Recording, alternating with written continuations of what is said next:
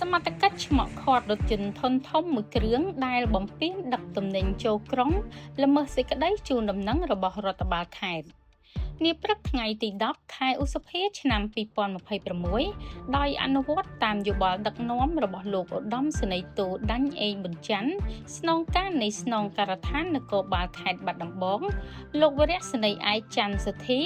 នាយការិយាល័យនគរបាលចរាចរណ៍ផ្លូវគោកបានចាត់ឲ្យមន្ត្រីក្រមអាវ៉ាតចុះឃាត់រថយន្តធុនធំមួយគ្រឿងដែលលួចដឹកទំនិញចូលក្រុងល្មើសទៅនឹងសេចក្តីជូនដំណឹងរបស់រដ្ឋបាលខេត្តស្តីពីការបញ្ឈប់រថយន្តដឹកជញ្ជូនធុនធ្ងន់ចូលមកក្រុងបាត់ដំបង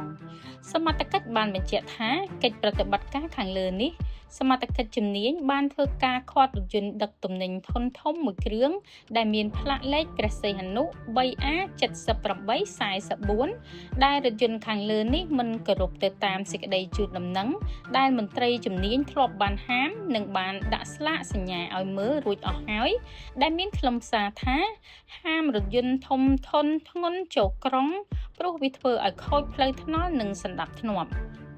គាត់ឡានធំហ្នឹងគាត់ចូលក្នុងក្រុងព្រោះពីបានហាមហើយពីបានដាក់ផ្លាកដាក់ទីឲ្យគាត់មើលអស់ណាបាទហាមឡានធំដឹកធ្ងន់ចូលក្រុងបាទយ៉ាងហើយមកវាប៉ះពាល់ពីផ្លូវស្ដាប់តបបាទអរគុណច្រើនបងបាទចរាចរណ៍តាមផ្លូវហ្នឹងណាបាទជាមួយគ្នានេះដែរលោកវរៈសេនីយ៍ឯកច័ន្ទសុធីនាយការិយាល័យនគរបាលចរាចរណ៍ផ្លូវគោកខេត្តបាត់ដំបងបានបញ្ជាក់ថារថយន្តធុនធំដែលមន្ត្រីជំនាញធ្វើការខាត់បានត្រូវបញ្ជូនទៅកាន់ការិយាល័យដើម្បីអប់រំនិងផាកពិន័យទៅតាមផ្លូវច្បាប់